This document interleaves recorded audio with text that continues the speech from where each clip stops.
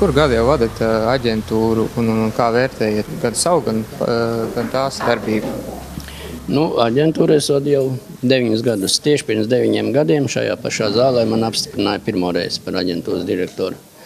Kā veiks darbs? Pamatā es domāju, ka es esmu savus uzdevumus, ko es toreiz spraudu, es esmu izpildījis, jo man ir izraksts no motivācijas vēstules savus. Aģentūras darbā jāievieš stingra darba un finanšu līdzekļu izlietojumu plānošanu un kontroli. Aģentūras darbā plaši jāpielieto datortehnika, kas rada iespēju strādāt ar elektroniskajām pilsētas plāniem, veidojot dažādas līmeņi, dažādas informācijas plānus, kas ļaus izstrādāt pārskatām materiālu aģentūras darba plānošanai. Šādu elektronisko plānu izstrādāšanu ļaus izveidot aģentūras pāraudzībā veicamo un padarīto darbu uzskaiti un izveidot nepieciešamās datu bāzes efektīvai finanšu līdzekļu plānošanai un izlietošanai. Un es domāju, šo punktus mēs esam pilnīgi 100% izbildījuši, jo par finansējumu mums ir paši izstrādātas metodikas, ir programmatūras. Es par katru pozīciju, visu smalkāko es katru mēnesi varu redzēt, kā viņi ir izpildījusies, kā līdzekļi lietot. Par darbu izpildu tieši tas pats mūsu izstrāde problēmu uzskaits kontrolas sistēma, kur katrs iedzīvotājs zvans vai vēstuli jau pēdējos gadus tiek reģistrēta. Un es varu sekot līdzi, kā viņi iet izpildē. Vai viņi ir apstājusies, vai kaut kas solīts, vai arī ir realizēts. Varbūt kas būs prioritāte turpmākajos 5 gados?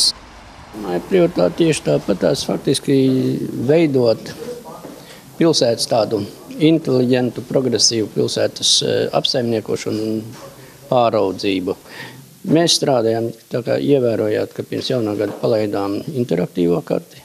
Šī karta jau ir pieslēgta tai pašai problēmu uzskaits kontrolas sistēmai. Katrs karodziņš, kas tiek iemarķēts kartē, viņš jau automātiski visi tie dati ieiet, ko iedzīvotājs rakstot, ieiet arī problēmu uzskaits kontrolas sistēmā, iet jau uz kontroli.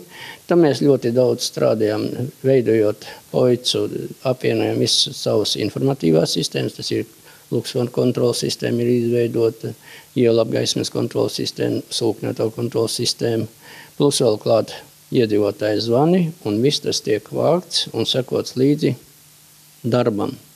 Jebkurā gadījumā darbam, lai nodrošinātu efektīvu šo inženieru būvu darbību un lai mēs efektīvi komunicētu ar iedzīvotājiem. Tas ir vadmotīvs mūsu. Kas par iedzīvotājiem mūždien aktuālo tēmu ielām sakāms? Ielām es domāju, ka pēdējos gados jau beidzot sāk just to darbu, ko mēs visu laiku darām, kad sūdzības ir, protams, un viņas ir tagad pagājušās nedēļas atkūšņi, pēkšņi parādās uz ielām bedres, avārijas bedres.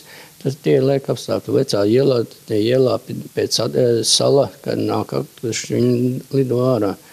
Protams, ka mūsu uzdevums ir panākt ielu rekonstrukciju, lai pilnīgi izslēgt šādas jautājumus. Un es domāju, ka tas darbs, ko mēs tagad darām Dobelšosejā, to, ko mēs šogad uzsāksim Raņu ielu, Čakstes bulvāru, pēc tam nākamgad vēl Lielo ielu, tas jau viss ir uz to vērsts, lai iedzīvotājiem pārvietošanos uzlabotu.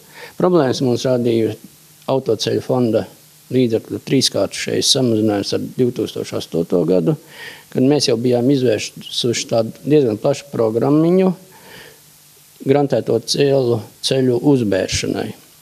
Tagad mēs to aizvietojam ar otrreizējiem materiāliem. Un jāsaka par otrreizējo materiālu izlietošanu, tas ir frēzētais asfalts, tas ir bruģis, kur mēs uz ielām ņemam nost. Mēs visu novietojam noliktavās un strādājam uz to, lai mazākiem līdzekļiem liktu atpakaļ citās vietās un nodrošinātu labāku pārvietošanos, drošību.